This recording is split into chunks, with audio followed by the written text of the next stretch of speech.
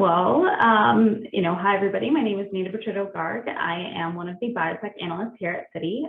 Thank you for taking the time to view our psychedelic, our next webinar as part of our psychedelic call series.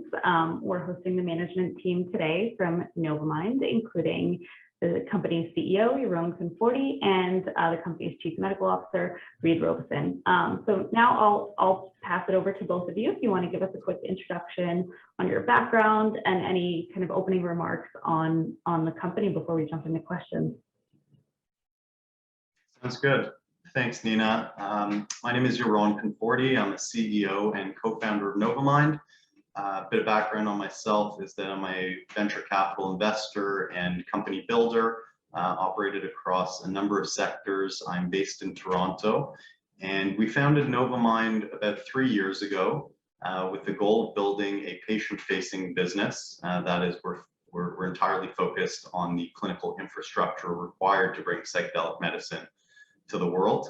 And we're very excited about the platform we've built that we'll talk a bit more about during this talk. Specifically, we run a network of psychiatry clinics, and we run a CRO focused on helping drug developers with their clinical trials. And I'm Reid Robison. Good morning. It's good to be with you. I'm the Chief Medical Officer at Novamind and a psychiatrist.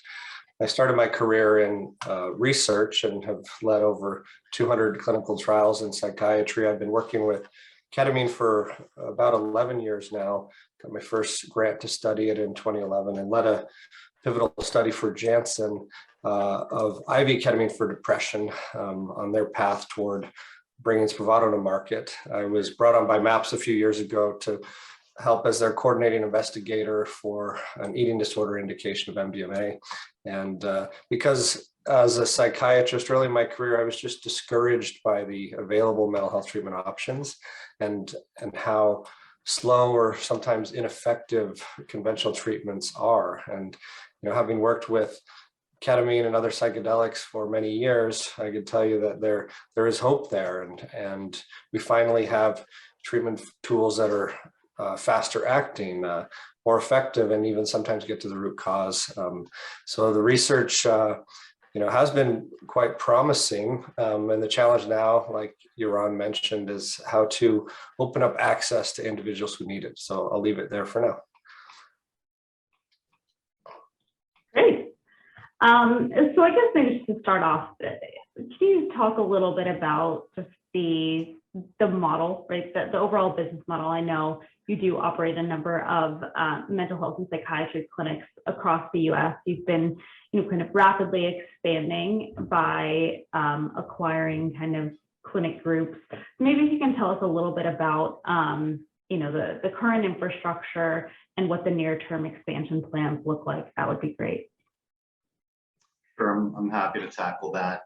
Both Reid and I touched on it, that the model that we're building and scaling is very much focused on access.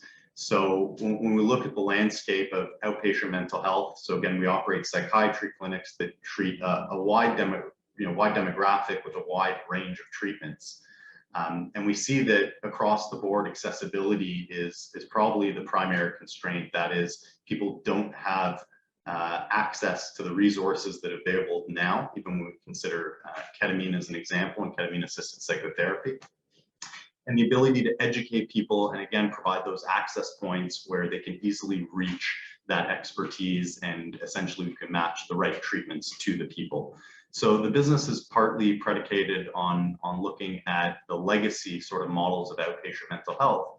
And when you go to a typical outpatient mental health clinic or psychiatry clinic, you'll often find, of course, therapy or various forms of psychotherapy available.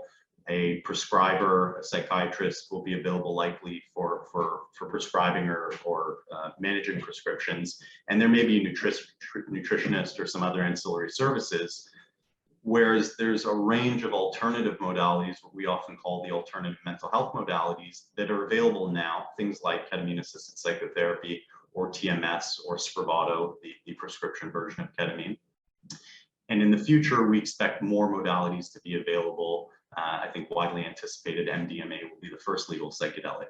So the model is really predicated on blending the old with the new and providing these access points to people that will be a conduit to these new modalities, but as well, relying on the existing modalities that still serve the majority of people, we have to recognize. So that is a broad level of the approach and what our clinics look and feel like, in fact. In terms of scaling that model, we've been very successful. We started with a base in Utah, 4 clinics. We've doubled that, so we're operating, in fact, 6 now, and two more set to open in Utah. And we recently acquired 2 more locations in Arizona. So, around Q2, we'd expect to be operating that platform of 10. And it's scaling pretty quickly along with our clinical research business that I mentioned, where we have 3 dedicated research sites serving drug developers with their clinical phase trials. Great. So I guess just thinking about, you've talked, a lot about kind of blending the traditional model with emerging therapies and some of the newer models of psychedelic assisted psychotherapy. I guess, can you talk just a little bit more about, currently, obviously, because of the COVID-19 pandemic, we are in a bit of a mental health crisis. And I guess, what are you seeing in terms of, demand at your clinics, and how do you kind of see adoption of kind of your model advancing over the next few years as mental health becomes a more active conversation and a more, less stigmatized conversation? Let Reid speak to current adoption, and then maybe I'll speak to the future.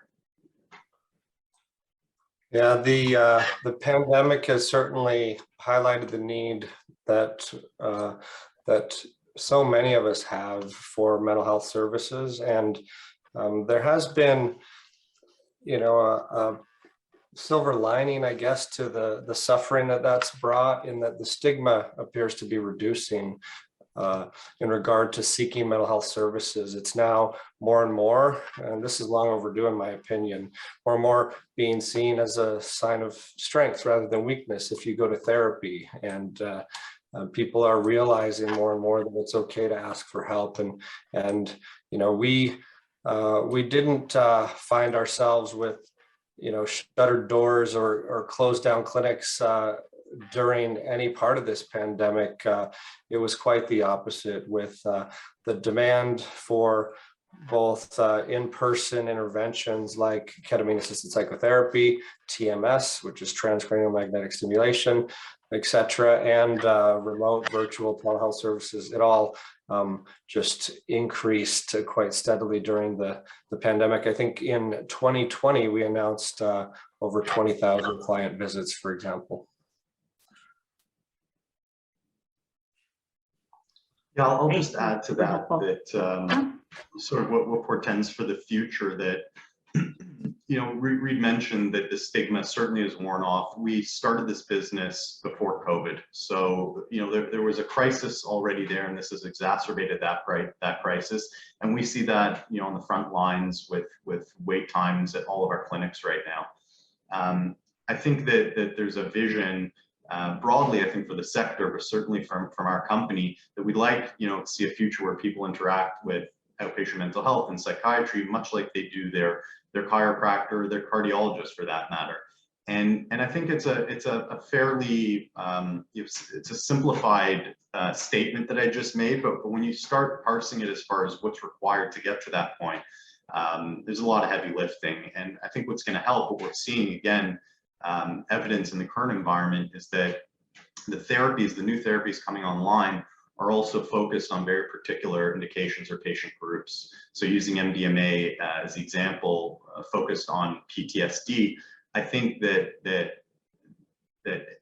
mobilizing an entire patient group and providing them with access to an alternative therapy that's improved to be very safe and efficacious, it's going to have an enlightening effect. So it's the informing these particular patient groups and then again, innovating such that we're developing therapies focused on those particular patient groups. So in our case, we've already launched programs focused on palliative care, for example. Substance use disorder would be another example, and there's others coming. And so when those platforms exist for people to engage with, that stigma will lessen even more so. Absolutely, that makes sense. So I do want to talk a little bit about, the actual mechanics of how the clinics work. So, I guess maybe to start off, can you give us just an overview of how your clinics are staffed? Who's on staff? I know you did talk a little bit about staffing in your intro earlier. And then also just, the services that you provide. I know, of course, ketamine-assisted psychotherapy, TMS, but maybe if you can talk a little bit about those sorts of things, that'd be great. Sure, I can take that one.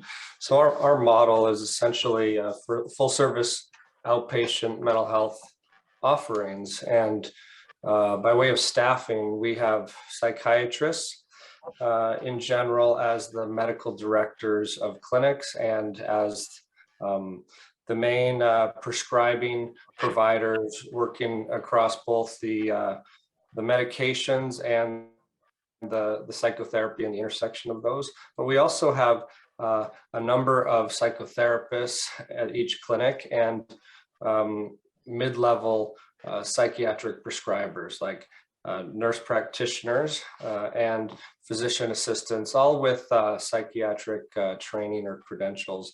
And then we have back office staff, front office staff, and in the ketamine rooms or the ketamine suites, we've developed this model of a nurse's station looking over typically 4 ketamine bays, where we have visibility but also privacy for the talk therapy component, and those are staffed by both the prescriber doing the ketamine-assisted psychotherapy, but also with medical assistant or nursing support. And so that's what staffing looks like.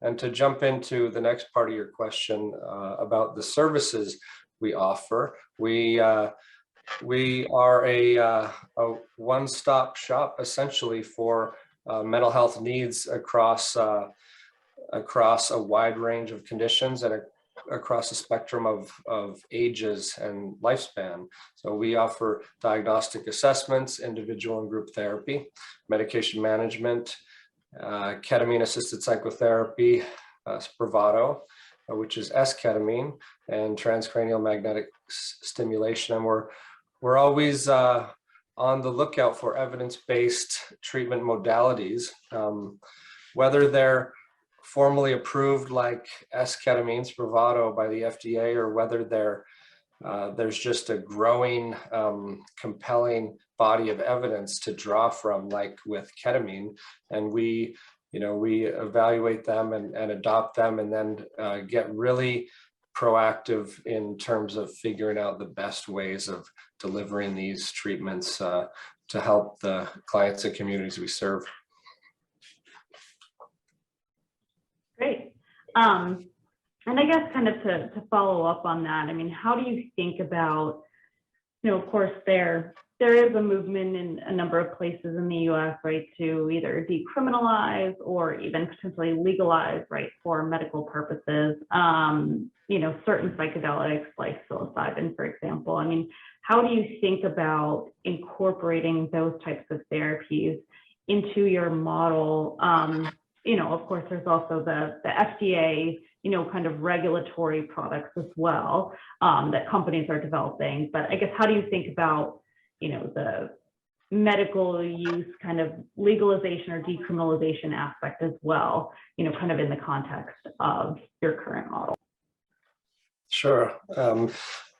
So it's an interesting question, because the decriminalization efforts to me are a sign of movement in the right direction. But in our organization, we work towards building the infrastructure for above board, legal, medically supervised psychedelic assisted psychotherapies.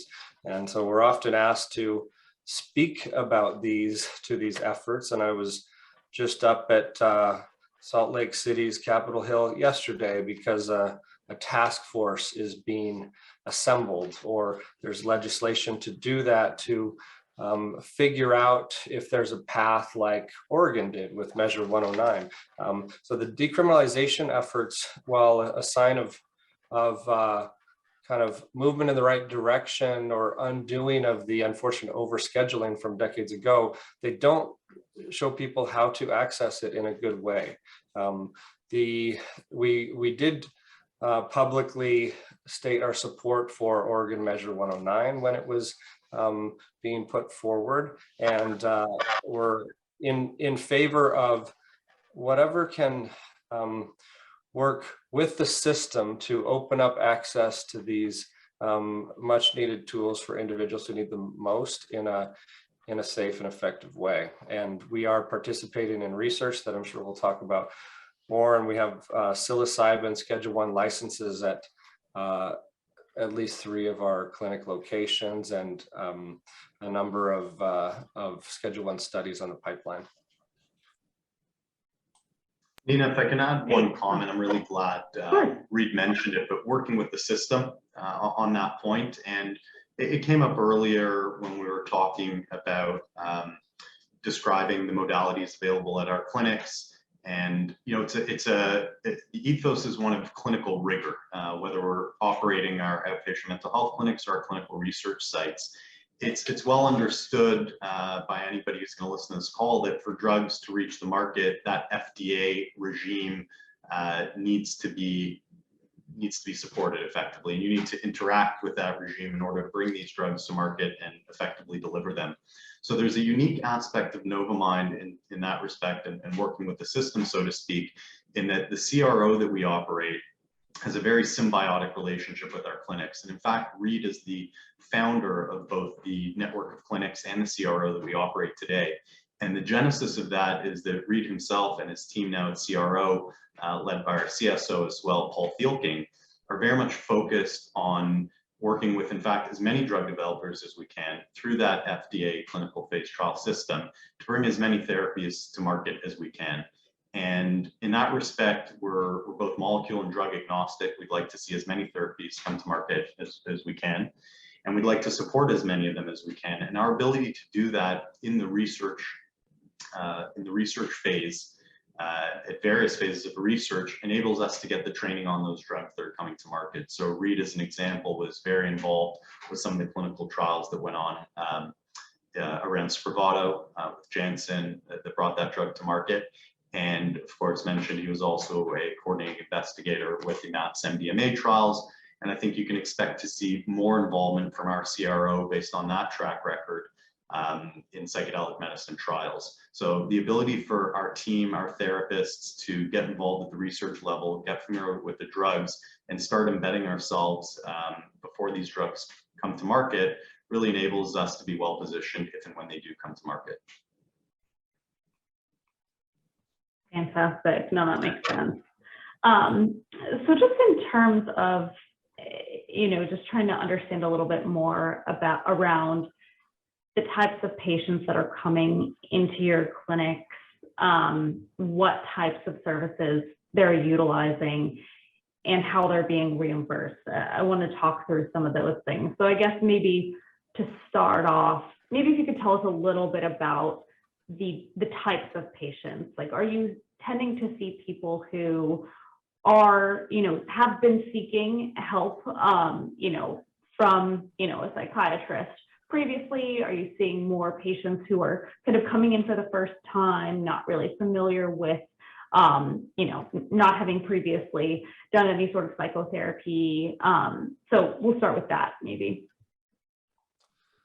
Yeah, I can take that one because it's a combination of both. We see people coming in for their first mental health or psychiatric evaluation, their first course of talk therapy, or their first course of ketamine-assisted psychotherapy. But we also see some of the most seriously affected individuals referred from whether it's primary care, other specialties, or even other psychiatry offices to use some of these interventions we specialize in. Spravato is an example. When it hit the market, S-ketamine, we made the decision to offer it in our clinics, even though it took an investment in infrastructure, not just physical and staffing, but also around the insurance approval process. And since then, we've delivered well over 8,000 doses of that medicine, all covered by insurance. So we leverage patient assistance programs whenever possible. And we're one of the top Spravato centers in the country. This has proved to be such a valuable tool for so many of our clients, just to name one of them. And we do get referrals from other psychiatry offices for that treatment in particular, where they might still be getting some standard med management back at their home clinic. But so it's a combination of referrals from hospitals, clinics, and I'd say a large percentage as well, seeking out help from their own initiative. Okay, that's helpful. And then I guess in terms of the types of conditions that patients tend to come in for treatment with, I guess I would assume it's probably a lot of, kind of depression, PTSD, and anxiety. But I guess, maybe if we can walk through that. Yeah, as I mentioned earlier, we do see all mental health conditions in not only adults, but children and adolescents, and the elderly as well. We have special expertise and do a whole lot of work in both depression, treatment-resistant depression, and other mood disorders.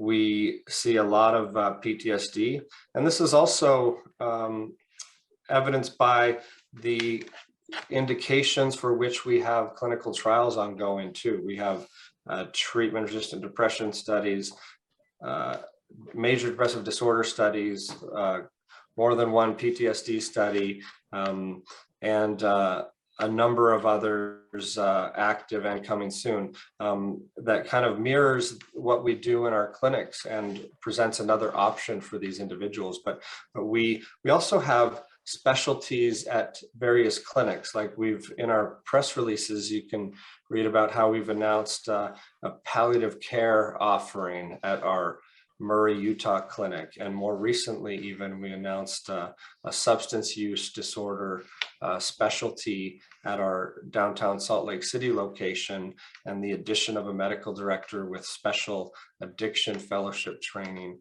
at that location. So we take all comers, and we individualize the treatment plan according to their needs and the best possible evidence and clinical guidelines.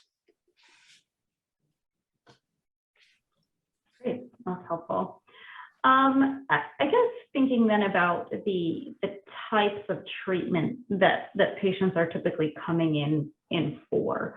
I guess specifically from an investor perspective, there's been a lot of questions around the use of Spravato and the demand for that product. And I know you mentioned, of course, that you are one of the top providers of Spravato, but I guess maybe if you could talk a little bit more about that, about what is driving some patients to seek Spravato versus, kind of off-label or, ketamine, not in the Spravato form.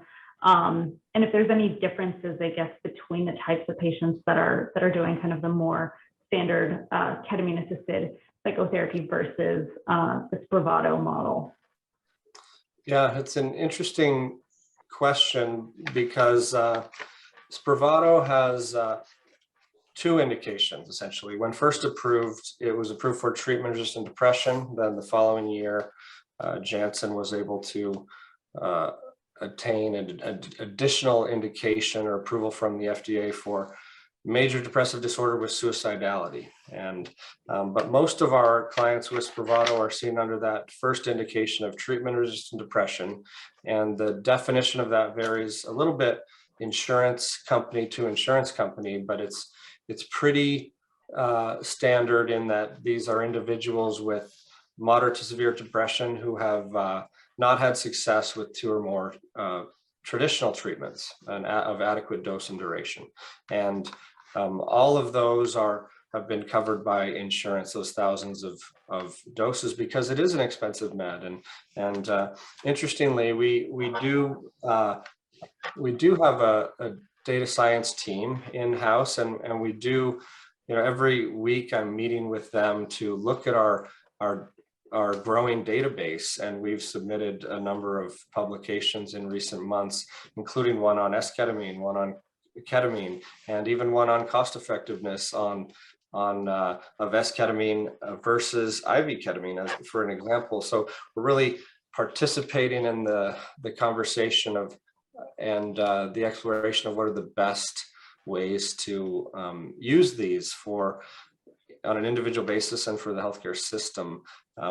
But that decision, if you're a client and come in for an evaluation or a follow-up visit with your prescriber or your clinician, these options will be openly, collaboratively explored together, like where IM ketamine and tied with therapy might be a preferred route or one that's explored, but it's also not covered by most or many insurances. So for a number of clients, that's a real world constraint, and therefore we're really fortunate to have other options, even in the psychedelic medicine realm or the ketamine-like compound realm, that we can present them with as additional options and proactively go for approval for prior authorization with their insurance company,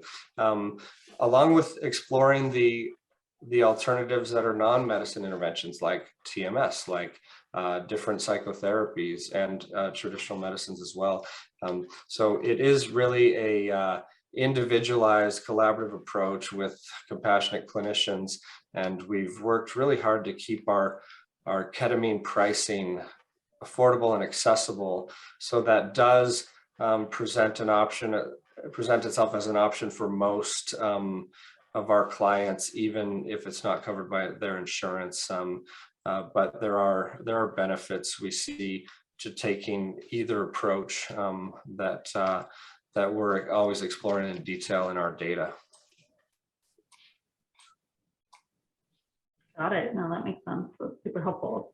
So then just on the cost, maybe if we can talk a little bit about that. I know you of course mentioned that you do have reimbursement for Bravado. You're able to kind of secure that, and you may be able to get some other options covered, at least partially as well. So maybe if we can talk a little bit about what what the average kind of out-of-pocket cost could be for a patient that let's say is doing kind of more of a traditional IV ketamine assisted therapy program, and what reimbursement could look like for that kind of patient.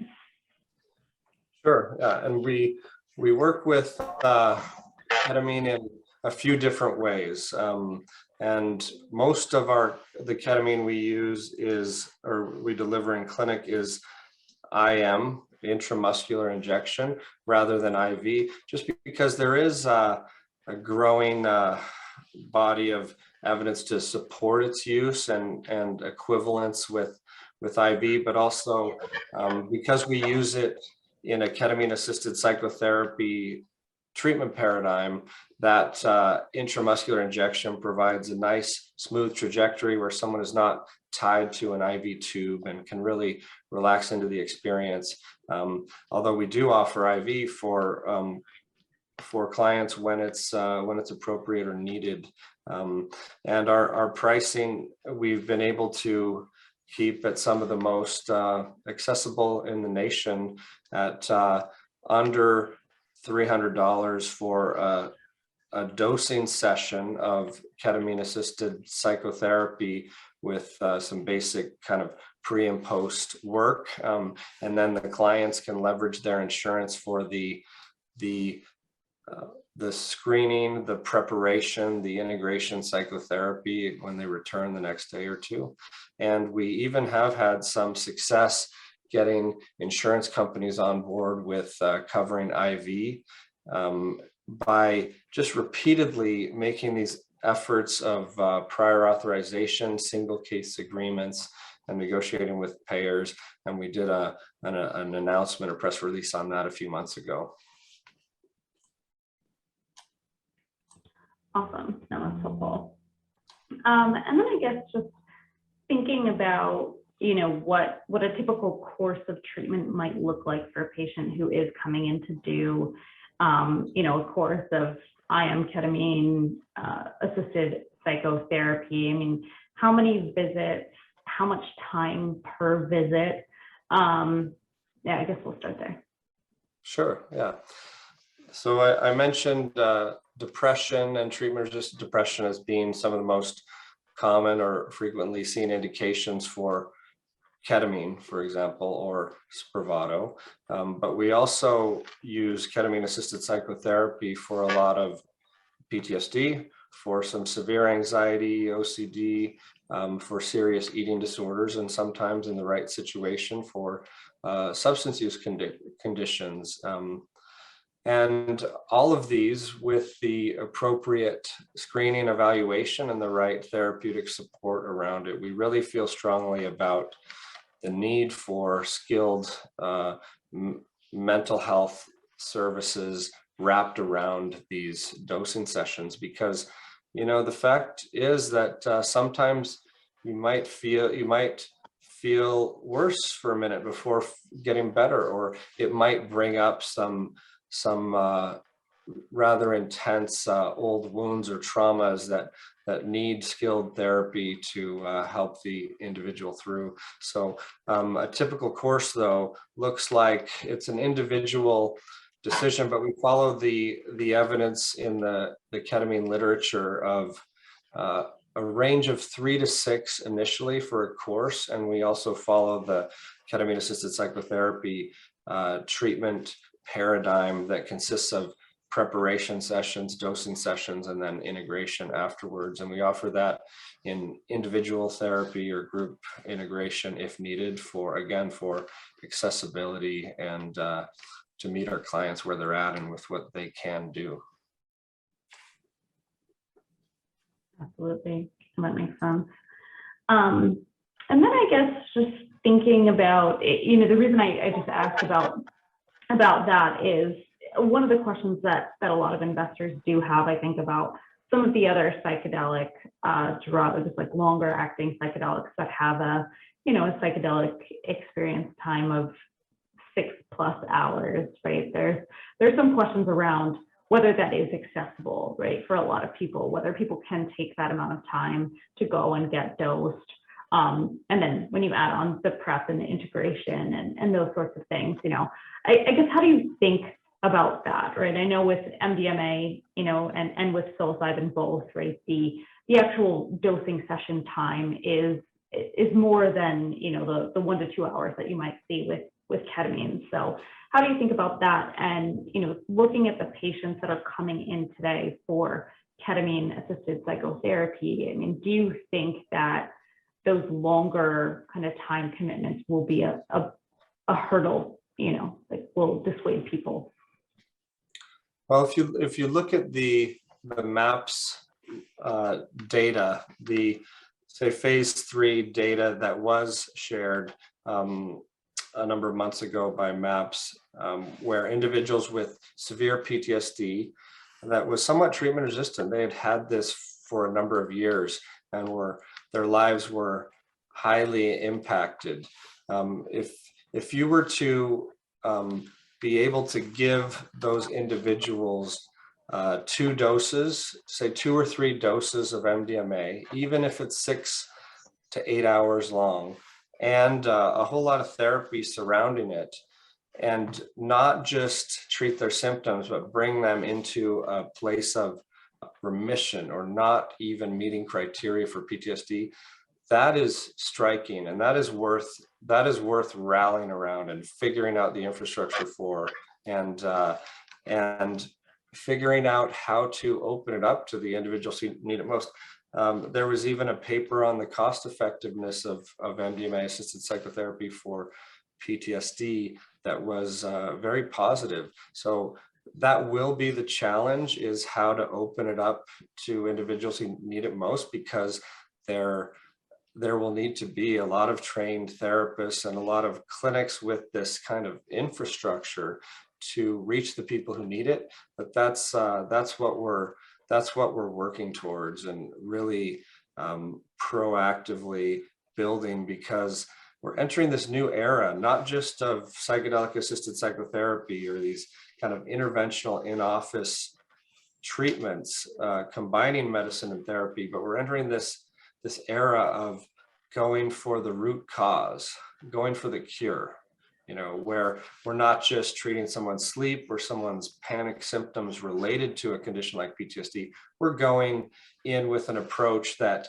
for the majority of individuals may very well get them out of PTSD, period, and showing lasting response. So that is, as a psychiatrist, that is extremely promising to me. And we're working out the details on our end of the infrastructure and what that looks like. We have the dosing rooms. We're hiring therapists and prescribers and getting as many trained as we can to be ready for that demand. I want to add something to what Reid pointed out. We've mentioned that Novamind is both drug and molecule agnostic. So that is, we don't favor the so-called next generation psychedelics with shorter duration cycles versus those classic psychedelics with longer. Again, we want to enable, from our clinical research capability and our clinic delivery capability, to bring as many to market as possible. With that said, I think it should be pointed out that a lot of people, for example, like to focus on these statistics from the World Health Organization that 300 million people are diagnosed with depression, and we know that roughly 30% of those are treatment resistant. So when you're dealing in the category of people who are suffering with treatment resistant conditions, in many cases suffering for decades and over a lifetime, sacrificing 6 to 8 hours to ease or end that suffering in relative terms is not a great sacrifice. So I think people need to be attuned to these initial cases that are being targeted, an example being PTSD and Mdma being used to treat it, and recognizing that the long duration times and some of the infrastructure requirements are not the significant sacrifices in the face of the kind of suffering that we're treating. That's super helpful. So I guess thinking about some of these infrastructure changes, I know you recently did put out a press release saying that you've been, kind of preparing some of the clinics for, maybe an updated model to administer some of these, future potential psychedelics that could be available. And I guess maybe we can talk a little bit through what some of those changes could look like. And then, I know now you mentioned that you are able to essentially have, a few staff monitor, I think you said up to 4 patients kind of at a time with ketamine. But I guess how are you thinking about, kind of dosing multiple patients at once, especially in the context of some of these longer therapies that may require someone to stay, for 6 to 8 hours? We have the dosing rooms. We can lean on the infrastructure for ketamine and continue to grow it in that way. And the challenge just then becomes staffing with therapists. And so having in the MDMA example, having that dyad of two therapists holding space for the individual during that 6-hour session, we're going through it right now with, a number of our clinicians are MDMA trained, like myself and Paul Thielking and others, but we're also going through it with participating in the psilocybin research. We're facing those challenges now in terms of how do we get our clinicians formally trained to do this, and how do we schedule 6+ hour sessions in their schedules? And it's been really neat to see the clinicians and staff rally around this challenge, because we believe in these options. We know our clients need additional tools and new and improved options, and so it's been a smoother path to figure out in terms of logistics and scheduling, and even working with the regulatory authorities has been like surprisingly rather heartwarming to get the DEA visiting and feeling like a collaborator in this cause, rather than a big obstacle. Sure, they are annoying hoops to jump through, but the world is opening up to this in a really good way. Absolutely. So I guess on the training piece, I know a number of the companies or organizations that are developing psychedelic drugs do have their own training programs or their own psychotherapy protocols that they're also co-developing. And I guess, how do you think about the potential future landscape and the fact that there could ultimately be, 10 different drugs that are approved and each comes with their own training program? But how do you think about that and the feasibility and the logistics of actually getting people trained on all of these different training programs? Yeah, see, we're quite used to that challenge for a number of reasons. One is, every clinician who comes on board with us, and we have added many over the last year or two, they go through a process of training in ketamine-assisted psychotherapy. And then when we do additional pilot projects or studies, like we've recently announced a ketamine plus an opiate specific mindfulness intervention in collaboration with the University of Utah. It comes with its own therapy training. There might be a weekend crash course and clinicians not only are thirsty for knowledge and needing continuing education credits, but this is exciting innovation, and is not a hard sell. But if you look at our work in the clinical research realm, it's always been the case that to participate in those, you have to get certified by the company in even doing the diagnostic assessments. Like I can't even count the number of times that I've been in a investigator meeting with the author of the CAPS-5 scale for PTSD, getting a refresher course and a recertification, or same thing with Kelly Posner's Columbia suicide scale.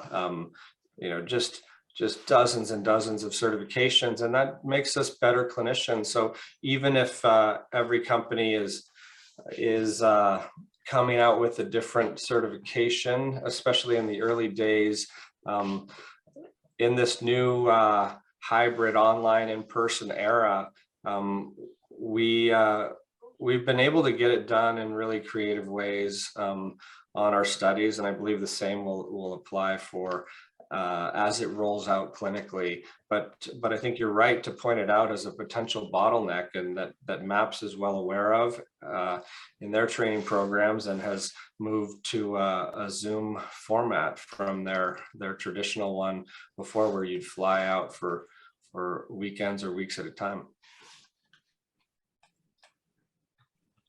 Okay, that's super helpful.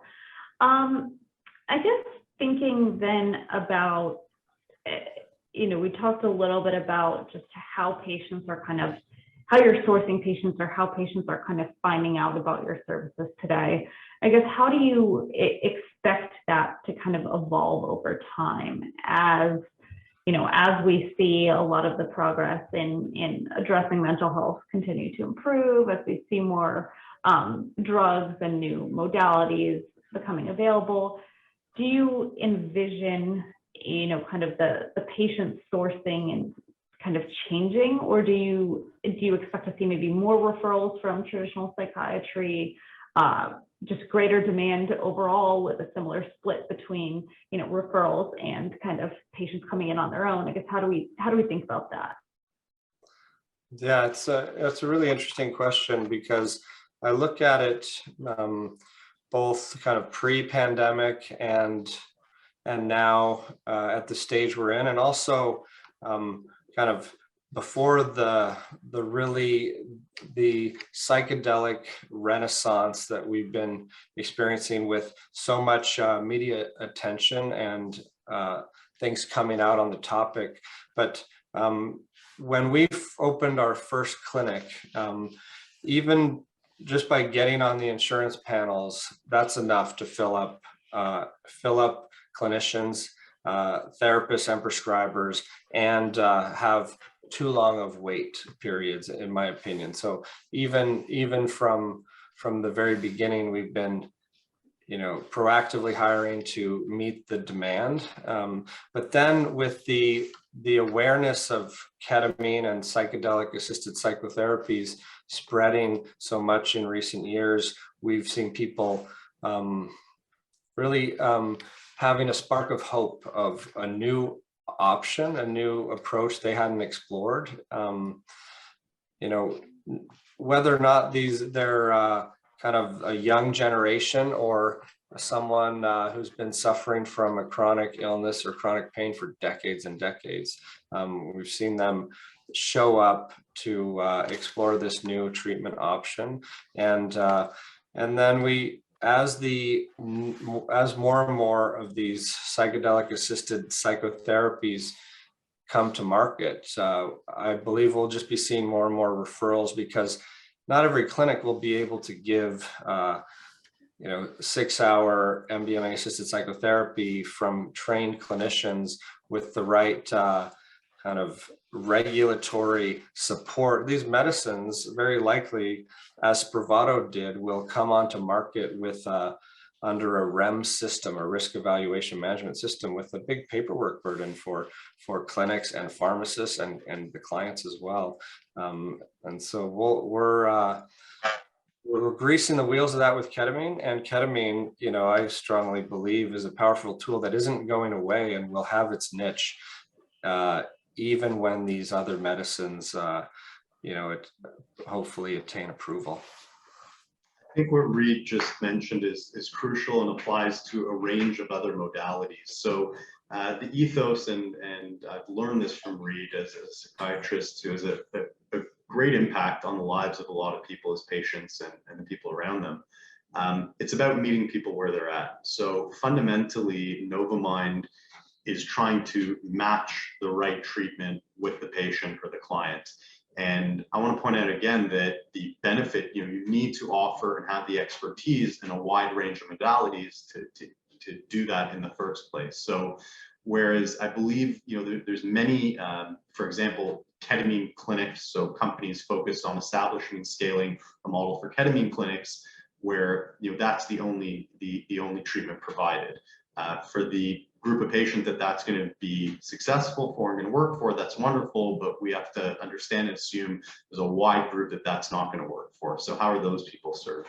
And similarly, you'll find, as an example, in the TMS market, transcranial magnetic stimulation, an innovation that is insurance approved as well now, you'll find many dedicated or pure play TMS centers or large companies that offer that one specific modality.